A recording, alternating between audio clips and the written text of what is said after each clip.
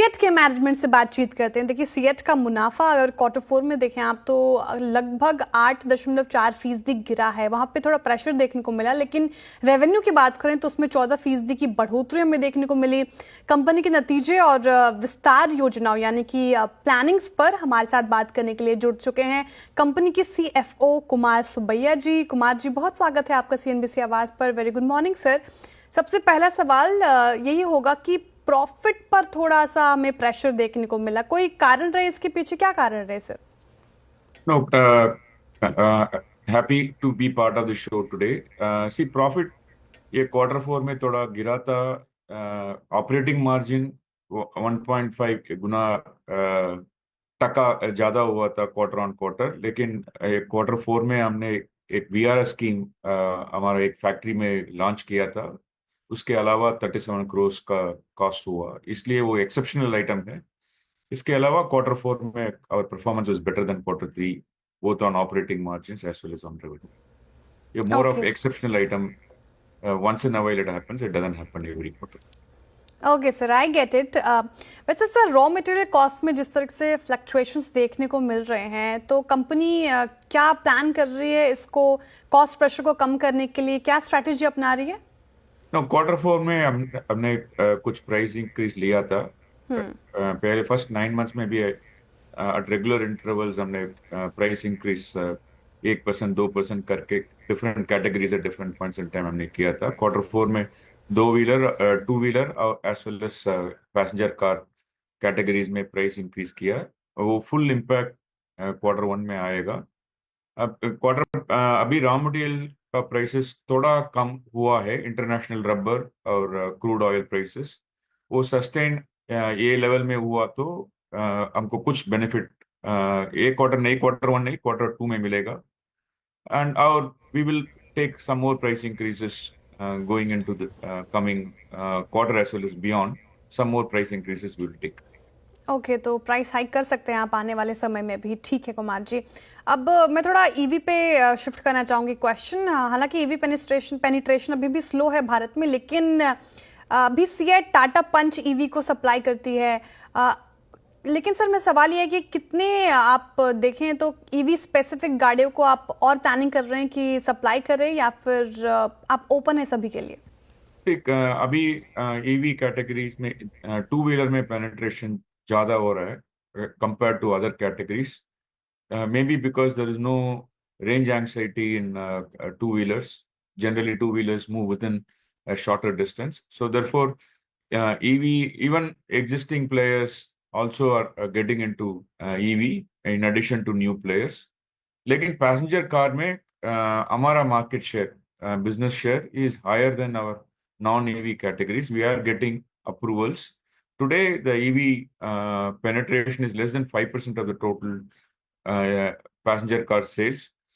With the improvement in range coverage, in also with respect to speed of charging, we expect passenger car EV penetration to move up. So with a higher focus on getting our tires approved in EVs, we hope to get the benefit of higher penetration in EV as it rolls over. So, but we expect over a period of next 5 years or so, EV percentage in passenger car would go up to about 25 to 30%. That's what our expectation is. Okay, तो EV के मोर्चे पर आप अग्रसर है, काम कर रहे हैं। लेकिन सर, फिनेंशियल 2026 के लिए इंटरनल आउटलुक क्या है? अगर आप ग्रोथ, वॉल्यूम ग्रोथ के मोर्चे पे बात कर लें, मार्जिन के मोर्चे पे बात कर लें, या फिर प्रॉफिटेबिलिटी के मोर्चे पे? No, first for the year FY 24-25, our target was to reach a double-digit kind of a growth. Okay, and by end of quarter four, we managed to get closer to about 10.8% of revenue growth. So we are happy and satisfied with the overall revenue growth that we delivered in FY 24-25. We are looking for a similar double-digit kind of a growth in FY 25-26. While in FY 25, replacement category का growth और OEM का growth थोड़ा ज्यादा था। अभी FY 25-26 में हमारा focus international business में ज्यादा होगा। So with respect to growth, so double digit kind of a growth is what we are aspiring. Margins के लिए हम क्वार्टर फोर मैं अभी बात करने के लिए बोल रहा था, Q4 का मार्जिन थोड़ा ज्यादा हुआ था, 1.2% over Q3. We would like our gross margin to get back to 40 to 41% level. Today it is about 37.5%. And we would like our operating margins to be in the range of 12 to 14% is what we would aspire to, so that we are able to generate enough cash to invest in the business, both in terms of capacities as well as on marketing related activities. वो है हमारा plan. International Okay. Business share in दो साल में अभी मेरा सवाल उसी पे था कुमार जी, कि इंटरनेशनल एक्सपेंशन की आपने अपने जिक्र किया, उसके मद्देनजर क्या स्ट्रैटेजी अपना रहे हैं, रोड मैप क्या है इंटरनेशनल एक्सपेंशन को लेकर? इंटरनेशनल अभी हमारा इंटरनेशनल बिजनेस का रेवेन्यू शेयर 20% है. हमारा प्लान अभी 2 साल में 25% को लेके जाने का है. इन एडिशन टू दैट, आपको पता होगा, we are also acquiring Camso brand and their compact construction business. Most likely it will happen from July. So in terms of focus, passenger car radial tires and truck and bus radial tires हमने US market में अभी launch किया है. उसका growth ये साल में आने वाला है. In addition to that, farm radial, which is off highway tires, also we are expanding capacities, which is 100% for exports. So within these two, we would like growth to come in addition to growth of in Europe, Southeast Asia. And Camso also is 100% exports.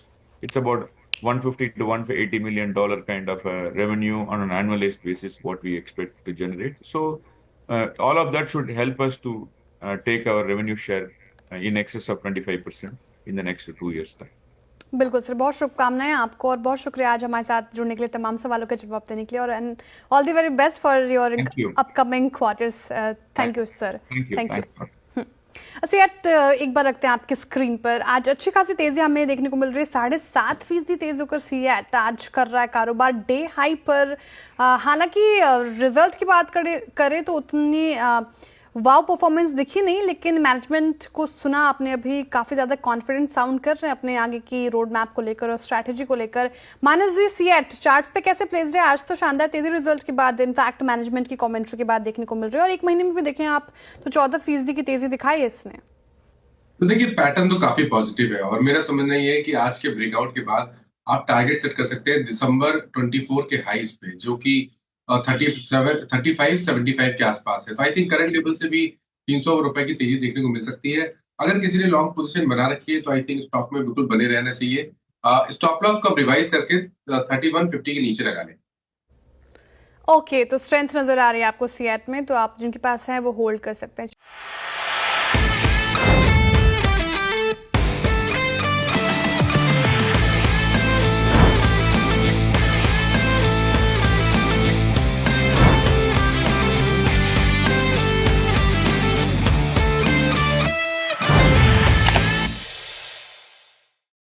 बता दें कि money control पर दिए गए विचार experts के अपने निजी विचार होते हैं.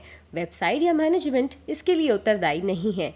यूजर्स को मनी कंट्रोल की सलाह है कि कोई भी निवेश निर्णय लेने से पहले सर्टिफाइड एक्सपर्ट की सलाह लें.